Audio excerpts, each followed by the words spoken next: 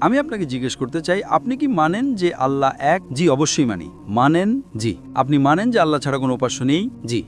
আপনি মানেন যে আল্লাহর কোনো মূর্তি নেই? জি। মাশাআল্লাহ। আপনি মানেন যে মুহাম্মদ সাল্লাল্লাহু আলাইহি ওয়াসাল্লাম শেষ নবী, শেষ পয়গম্বর? জি।